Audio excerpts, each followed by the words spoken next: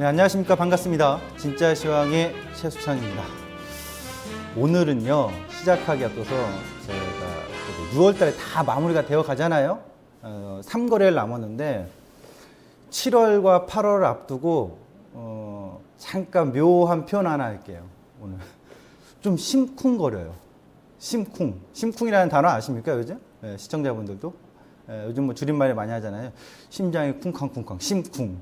좋은 심쿵일지 나쁜 심쿵일지 올여름이 좀 기다려지는데 특히 7월달이 그러네요. 자, 오늘 진짜 시황 시작하면서 가도록 하겠습니다. 코스피 지수 보여주시죠. 네, 뭐 오늘 지수는 뭐 어제 오늘 이방원의 하여가처럼 이런데 어떠하리 저런데 어떠하리 계속 그렇게 하고 왔다리 갔다리 박스에 움직이고 있죠. 2084포인트를 보여주고 있습니다. 뭐 거의 약 보합이라고 보시면 되겠어요. 전일 종가 대비해서요. 오늘 코스피 포인트 어떤 게 있을까요? 살펴보도록 하겠습니다. 2100포인트 마실 가기. 네, 저는 마실을 한 번쯤은 가지 않겠나 봐요. 마실 간다고 해서 제가 얘기를 어제 해드렸죠. 안착? 장악? 아직은 의미가 없다. 예. 근데 하여튼 한 번쯤은 마실 가지 않을까라고 보여지고는 있어요. 예. 그래서 마실 가기를 하는데 참 옆집으로 넘어가는데 왜 이렇게 오래 걸리죠? 힘겹게 하죠. 예. 금방 넘어지면 코 닿을 텐데 어쨌든 2100포인트의 마실 가기의 상황에 놓여져 있는 지수인 것 같고요. 특징을 보니까요. 오늘 OCI 태양광 했더나 태양광이요. 몇 년 전까지만 해도 뜨거운 미래 산업이었지 않습니까? 여러분들 생각에는 태양광이 미래 산업일까요? 아니면 에이 사기 산업일까요? 지는 건 아니니까 사기친 걸까요? 한번 알아보도록 하고요. GS 리테일 독야청청 나홀로 잘 갑니다. 왜 잘 가는지 좀 알아보도록 하고요. 일양양품 이렇게 뉴스가 나왔을 때 어떻게 대응해야 될지 뉴스에 팔으라고 하는데 오늘 같은 경우는 와우 올라가잖아요. 코리안리 대우증권 LG노텍 기술적인 맥점의 관점을 살펴드리도록 하겠습니다. 태양광 시장 가기 전에 OCI 오늘 뜨겁게 좀 올라오는 것 같아요.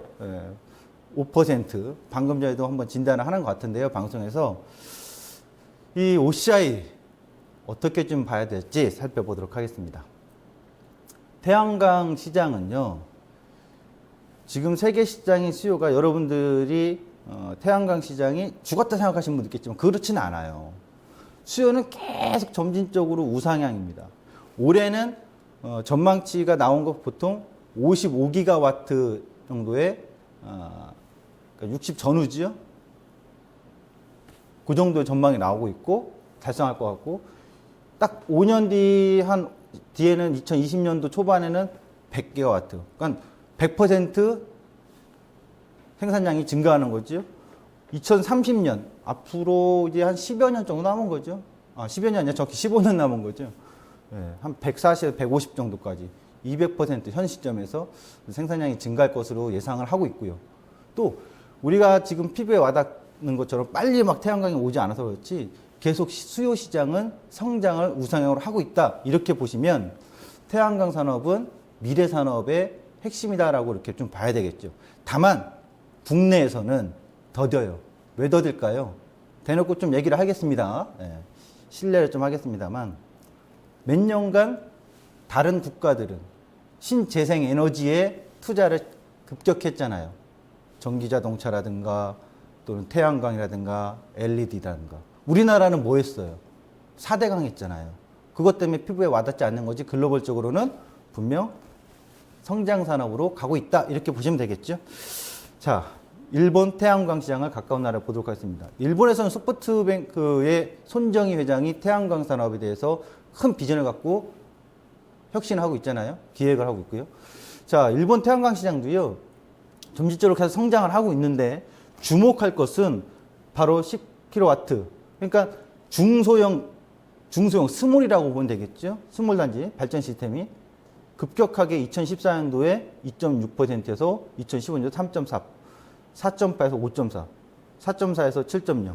그러니까 스몰형 발전 시스템 단지들이 급격하게 증가하고 있다는 거죠. 이걸 또 주목할 필요성이 있겠어요. 스몰이라고 한다면 이제 우리가 대규모로 막 이렇게 하지 않더라도 미국이라든가 뭐 이런 중동이라든가 중국이라든가 이런 데다가 막 대규모로 쫙 펼쳐가지고요.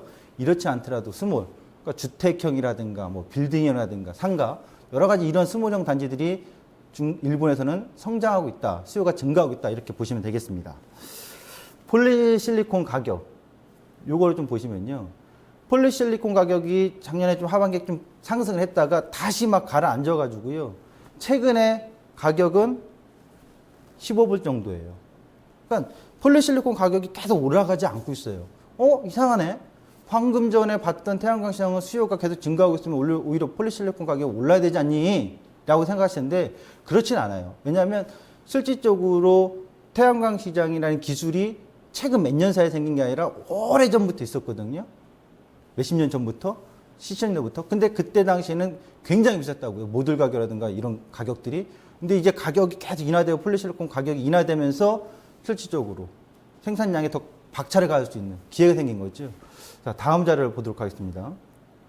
이거를 이제 보시면요. 기사인데 세계 태양광 수요는 60기가와트에 근접하거나 넘을 것으로 올해 예상이 된다라고 얘기가 돼 있어요.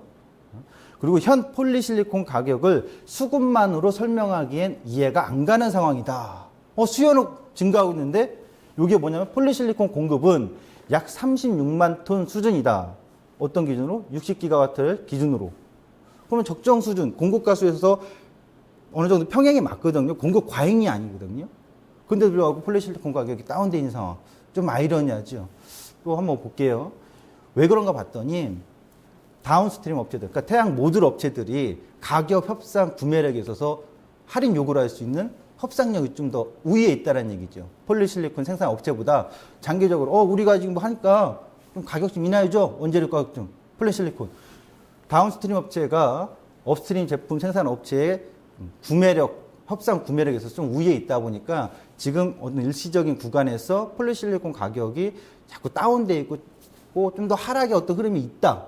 하지만 태양광 시장 전체적으로는 상향의 흐름이다. 그러면 따라서 모듈 업체들은 당연히 기회가 되겠죠. 수익성에 대해서 마진폭이 더 커질 거고 또 한편으로는 그 시장이 계속 점진적으로 열리고 있다면 또 열리는 가능성이 있는 구간이니까 폴리실리콘 가격도 뭐 한 번에 또 어떤 등락을 거쳐서 하락 기간이 온다, 하락 포인트가 온다 하더라도 실질적으로 추가적으로 뭐 더 계속 하락하기보다는 생산성 원가 절감을 통해서 수익성 개선을 볼 수 있는 기회가 생긴다는 얘기죠. 어쨌든 수요 시장이 커져야 폴리실리콘 가격도 또는 태양 전지 모듈 쪽도 좋을 거라는 거. 이런 내용들을 본다면 실질적으로 그동안의 태양광 시장이 몇 년간 구조조정의 과도기에 막 이런 거 있었잖아요.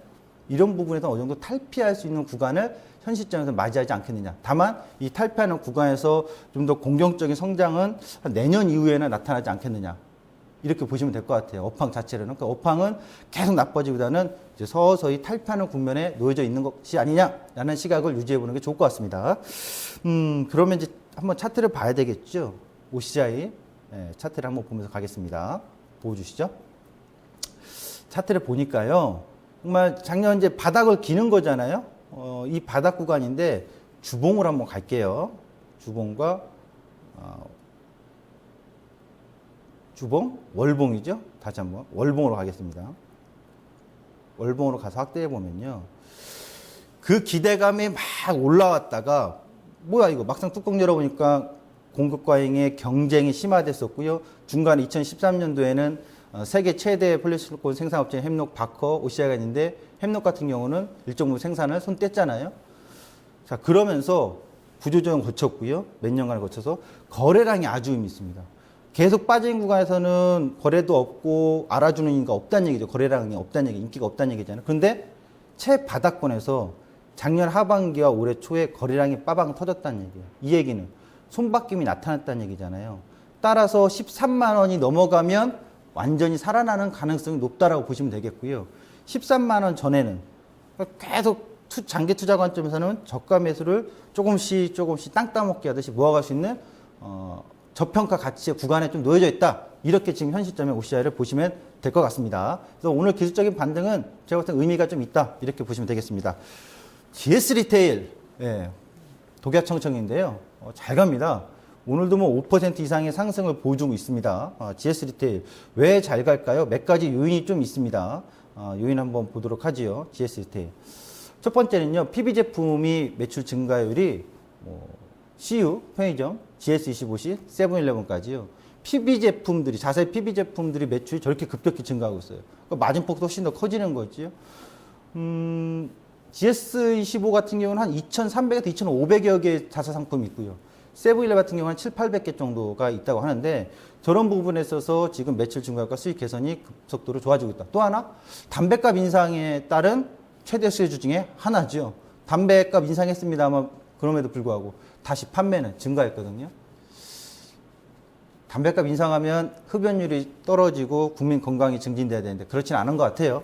자, GS 리테일 목표 주가를요, 증권사들이 최근 5월 달에 급격하게 다 상향시켜 버렸습니다.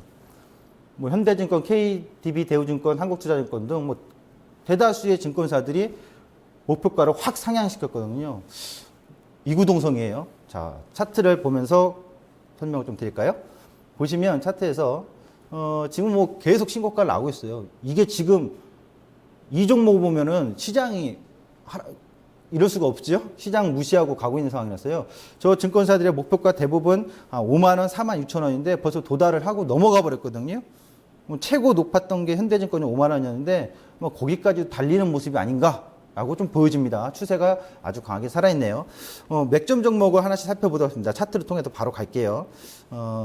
보시면 일학약품 하나 볼게요. 오늘 이슈가 터졌잖아요. 일학약품이 뭐 어제 뉴스가 나온 건데 이게 바로 상한가가 30%로 확대되면서 나오는 하나의 이슈다. 이런 패턴들이다라고 보시면 될 것 같아요. 왜냐하면 예전에 뉴스가 나오면 갭상승이 커가지고 팍 팔아먹거나 막 했잖아요.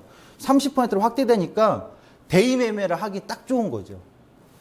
자, 이런 거 한번 참고해 보시 바래요. 아프리올 뉴스가 어제 오후 늦게 나왔는데 이렇게 나왔을 때 어제 같은 경우 나오고 오늘 아침에 땡 시작했어요. 근데 아침에 갭상승이 크지 않고 적절하게 나온 상황에서 분봉으로 대응하는 관점. 이런 종목들이 앞으로 많이 나올 거라고요.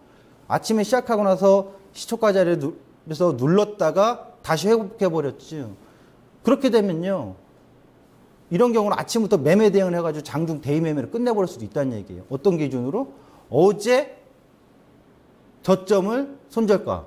어제 저점을 완전한 손절가. 그 다음에 갭상승이 뜨면 오늘 시초가에서 어제 종가갭 사이로 막 누르는 구간을 분할매수 지정. 그리고 나서 오늘 고점을 돌파해 나가면 대매매로 할 수 있는 매매 포인트 하나의 관점이다. 이렇게 보시면 될 것 같아요. 일학약품은. 그리고 이제 코리안리 어제 좀 얘기를 해드렸잖아요. 바로 가겠습니다. 차트로 바로바로 갈게요. 자, 코리안리를 보시면요. 어제 제가 했죠. 현대해상 동부화재가 먼저 막 가면 코리안리 이상하게도 걔네들 간 다음에 뒷북치면서 간더라. 오늘 따당 가면서 단기 매매할 수 있는 포인트가 나왔다는 거지. 이 흐름이 여전히 좀 지속적으로 보여줄 것 같고요. 그 다음에 증권주는요. 대우증권 기준 잡았잖아요. 16,000원을 회복하면 완바닥, 투바닥, 단기 쌍바닥이 완성되는 가능성이 높아진 거기 때문에 오늘 돌파하는 시도 흐름이 나오니까 양호한 흐름이라고 봐야 되겠죠. 그러면 절대적인 기준을 6월달 저점을 깨면 안 되겠죠. 증권주가 좀 살아나는 모멘텀이 괜찮은 흐름이고 LG노텍 지난번에 설명드렸듯이 바닥을 치고 돌아온다. 그러면 단기 쌍바닥이 나왔다. 11만 원의 돌파 여부를 주목하자. 아직은 11만 원 돌파를 못했어요. 그러면 단기 매매 하셨던 분들께서 단기 매매 수익권이 나온 거고 11만 원 돌파되면 좀 더 올라가는 흐름, 11만 원 돌파되는 흐름의 포인트를 LG노텍 계속해서 관찰하시면 될 것 같습니다. 자, 이렇게 해서 맥점을 좀 잡아봤습니다. 기술적으로. 코스닥 가겠습니다. 오늘 굉장히 중요합니다. 코스닥 지수 보도록 하겠습니다. 752포인트. 좋습니다. 지수 좋아요. 누가 뭐라고 합니까? 그런데 말입니다. 코스닥, 제가 오늘 가져온 포인트를 보시면 요거를 여러분들이 어떻게 생각하실까요? 6의 의미, 코스닥 6. 서양에서는 6을 좀 안 좋아하죠? 666. 그렇죠? 예전에 한참 히트 쳤던 오맨인가요? 영화가 있습니다. 666. 6의 의미가 코스닥엔 저를 땅하고 내리쳐요. 뭐 기사 나온 거 뭐 7년 만에 700 몇 포인트 돌파했다. 그게 뭐가 중요해요? 제가 보는 관점에서는 새로운 관점이겠지만 코스닥에 6의 의미가 있어요. 잠시 후에 살펴볼 거예요. 뜨거웠던 바이오주 실적 시즌에 과연 시가총액이 뭐 8천억씩 가고 뭐 1조 가고 근데 아직까지도 매출은 300억, 200억 이런 종목이 태반이라고 했잖아요. 과연 이 2분기 실적 시즌 앞두고 이런 뜨거웠던 바이오주들이 어떤 변화를 가져올까요? 저는요, 개인적으로 변동성이 많이 요동치지 않을까라고 좀 보여져요. 헬스케어주, 인바디, 인피니티 헬스케어, 나노엔텍 등이 오늘 또 단기 상승 모멘텀이 쭉쭉쭉 같이 어제 오늘 이어서 나타나고 있다. 이렇게 보시면 될 것 같고요. 먼저 코스닥의 6의 의미 살펴보도록 하겠습니다. 6. 이게 코스닥 과거 월봉의 차트입니다. 저를 이렇게 딱 잡아주시는데 요거 꽉 확대해서. 네. 하나, 둘, 셋, 넷, 다섯, 여섯. 그렇죠? 99년도였습니다. 기술주들 막 올라 벤처붐. 다음 보도록 하겠습니다. 어떻게 됐죠? 흔들렸죠? 2007년도입니다. 하나, 둘, 셋, 넷, 다섯, 여섯. 막 흔들렸죠? 그렇죠? 그 다음에 또 하나 한번 보겠습니다. 2001년도에서 2002년도 연말과 연초에 하나, 둘, 셋, 넷, 다섯, 여섯입니다. 그때도 빵 갔죠. 지금까지 코스닥이요. 3번 구간이 있었어요. 월봉상 양봉으로 6개월 연속이. 지금 차트 한번 볼까요? 보여주시죠. 예. 보겠습니다. 예. 자, 제가 이렇게 얘기하는 중에요. 뭐가 자꾸 왔다 갔다 하죠. 화면에 보이는지 모르겠습니다만. 예. 파리 날리듯이 뭐 왔다 갔다 하는데 듣고 있는 것 같아요. 파리도. 하나, 둘, 셋, 넷, 다섯, 여섯. 지금 뭐예요? 바이오죠. 이 구간에서는 바이오였고 과거에는 벤처의 기술주였고 각 구간마다 특징이 있었어요. 어떤 것들이 시팅 나왔는지 다들 기억하실 건데 1, 2, 3, 4, 5, 6. 과연 6의 의미를 다음 달에 변동을 보여주지 않고 또 정말 신기록을 세울까요? 7개월째 양봉에 나올지. 저는 그래서 다음 달에 7월 달이 심쿵심쿵합니다. 새로운 신기록을 세울지 이승엽 선수의 400홈런처럼 아니면 항상 6의 의미에 걸렸듯이 변동성을 맞이하게 될지 코스닥 그걸 참고해 보셨으면 좋겠습니다. 자, 이렇게 해서 코스닥의 의미를 이거는요 어디까지나 제가 과거의 기록을 통해서 설명해 드린 거지 다음 달에 계속 무조건 변동성이 생긴다 이렇게 강조하는 건 아니에요. 왜냐하면 코스닥 지수는 코스피 200이처럼 분석할 수 있는 어떤 근거들이 빈약해요. 코스피는 뭐 옵션 판때기도 있고요, 선물의 동향도 있고요, 환율도 있고요, 채권도 있고요, 주식 선물도 있고요. 다양한 수급들이나 전체적인 밸런스를 분석해서 예측이 가능한데 코스닥 지수는 사실 예측 불가해요. 그래서 예측을 우리가 뭐 정확하게 디테일하게 하는 건 어렵고 다만 큰 테두리 안에서 이러한 가능성을 다음 달에 우리가 눈여겨보자라는 거니까 여러분들도 한번 참고해 주셨으면 좋겠습니다. 종목 한번 볼까요? 아까 이제 종목을 인바디, 나노엔텍, 인피니트 헬스케어 이렇게 한번 보겠습니다. 차트를 이건 바로 갈게요. 한번 보겠습니다. 나노엔텍. 네. 자, 헬스케어주인데요. 대표적으로 이게 SKT가 최대주주잖아요. 그런 이유부터 좀 새로운 시각으로 보여요. 예, 그냥 뭐 무조건 테마로 보지 않고 나노엔텍, SKT, SK그룹에서도 삼성도 마찬가지지만 이런 헬스케어라든가 진단의료 쪽에 대해서 관심 투자를 하고 있으니까 그런 관점에서도 꾸준히 한번 지켜볼 필요성이 있지 않을까라고 보여져요. 인피니트 헬스케어. 오늘도 뭐 급등이 나오는데요. 오늘만 나온 게 아니라 그동안 차트가 기술적으로 본다면 좀 만들어지고 있죠. 만들어진다는 것이 점진적으로 변동을 주면서도 고점을 도패해 나간다라는 거. 이런 어떤 흐름이 이런 헬스케어주들은 나타나고 있다라는 거 참고해 주셨으면 좋겠습니다. 시장 이슈입니다. 어제 제가 무엇을 주목하자? 환율이라고 했어요. 환율을 주목하자. 그리스. 정말 네 멋대로 하십시오. 그리스. IMF가 문제일까요? 그리스가 문제일까요? 둘 다 마찬가지일 것 같은데요. 하여튼 그들대로 멋대로 할 텐데 영화로 표현하자면요. 이렇게 보여져요. 감독은 IMF고요. 주인공, 주연은 그리스예요. 그 다음에 여배우라고 할까요? 여배우는 독일이라고 할게요. 메르켈 총리가 있으니까. 다 찍었어요, 지금. 해피엔딩을 끝내야 돼. 모든 시청자나 관객들이 다 해피엔딩을 원하는데 막판에 감독하고 싸우는 거예요. 마지막 씬을 놓고. 주연 배우랑. 대부분이 바라는 해피엔딩을 가지 않을까라고 바라고 있는데 마지막까지 진통을 겪게 하네요.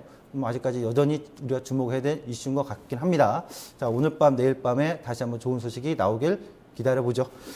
환율 동향에 따른 변동성과 외국인. 이게 중요한데요. 환율이 오르는 게 좋을까요? 여러분? 오르면 수출주들한테 좋지 않냐? 썩 그렇지만 않을 겁니다. 이 환율을 보시면요. 이렇게 나올 텐데요. 환율이 지금 2013년, 14년, 15년 현 18대 정부 들어서의 환율의 움직임입니다. 최근에 통한증권도 규모가 증가했거든요. 그 환율 개입을 좀 작년에 했다는 얘기예요. 이 부분에서. 자, 환율이 하락할 때는 외국인 수급이 들어와요. 환율이 오를 때는 팔고 나가요. 우리 그동안에 몇 년간 거쳐서 아시잖아요. 환율이 올라가면 수출처한테 좋은 게 아니라 시장의 변동성이 생겨서 수급상 외국인의 매도 강화가 되니까 뭐예요? 시장 변동성이 확대되는 거 유의해야 되는 시점인데 제가 올해 보건대는 정말 1,060원, 1,050원이 지지해 버렸단 말이에요. 올 초에 누르고 반등, 누르고 반등. 그러면 하반기에 1,050원, 1,060원은 깨려 내려가는 이쪽으로 내려온다고 하면 수급상 외국인이 들어와주면서 좀 좋을 가능성이 높아지는데 그렇지 않고 반대로 1,130원을 돌파해버리면 환율의 변동성이 커지면서 1,150원을 넘어갈 수 있단 말이에요. 그렇게 되면은 시장의 변동성이 확대될 수 있다는 얘기죠. 지금은 환율이 계속 1,100원대에서 왔다 갔다 왔다 갔다 왔다 갔다. 그러니까 우리 증시도 올해 내내 왔다 갔다 왔다 갔다 올랐다 또 내려서 왔다 갔다. 결국 계속 제자리잖아요. 그래서 이 환율이 1,130원을 돌파하면 좋다가 아니라 시장의 변동성을 확대된다는 거 유의하셔야 되겠고 범진적으로 1,100원 깨고 내려온다면 외국인 수급이 좀 더 우호적일 수 있어 이렇게 좀 바라보는 게 좋지 않을까. 그래서 환율은 저 기준점의 가격을 주목해 주셨으면 좋겠습니다. 하반기 들어가서요. 코스피 200에 대한 지수 분석입니다. 어제 제가 얘기했죠. 이 구간은 초지일관 내려오는 건 알겠는데 천천히 분할 매수를 해보자. 연밀방향. 올라와서 이 자리에서 한번 부분 청산 1,100원대에서 할 수 있다라고 얘기 드렸죠. 그리고 어제 올라갔다가 내려가나 내려갔다 왔다 갔다 했다가 하나 계속 제자리 싸움에 이 방언을 하여가다. 이런 데 왔다 저런 데 왔다. 그럼 여기서 제가 주목할게요. 제가 보는 관점에서는 여기서 한 번 더 탁 튀어 올라가면 지금 레버리지 저 1차, 2차, 3차 분할 매수 했던 건 후련하게 다 청산을 해도 좋을 것 같아요. 그럼 지금 자리에서는 부분 청산을 해볼 필요성이 있죠. 어차피 뭐 평단가는 굉장히 낮을 테니까요. 그래서 제가 보는 관점에서 지금 자리에서 차트를 잠깐 보면서 설명을 드릴게요. 설명을 좀 해야 될 것 같은데요. 선물지수 보시죠. 이거 잠깐만 잡으세요. 지금 253.90이라는 자리에서 계속 왔다 갔다 할 거예요. 오늘 내일 싸움. 뭐 올라가주면 땡긴 거고요. 이 상태에서 넘어가준 거 255.70 한 번쯤 더 넘어갈 거라고 했잖아요. 전 넘어갈 거라고 보여지는데 종합주가지로 보시면 요거예요. 2,100을 넘어서면 쭉 갈 수도 있겠지만 넘어가주면 어쨌든 레버리지 밑바닥에서 저점 분할 매수했던 건 후련하게 한번 다 털어먹어 보자는 시각입니다. 그리고 나서 무포 관점에서 다시 한번 생각해 보자. 지금은 저 마실가기를 우리가 주목해 보자는 관점이고 만약 오늘 저점 깨고 내려온다 하면 내려왔다가 무너지는 게 아니라 내려왔다가 왔다 갔다. 지금 수렴 보이시죠? 요 차트 수렴. 요 수렴에서 계속 왔다 갔다 하겠다는 얘기겠죠. 이렇게 보시면 될 것 같습니다. 저는 내일 시간에 돌아오도록 하겠습니다. 감사합니다.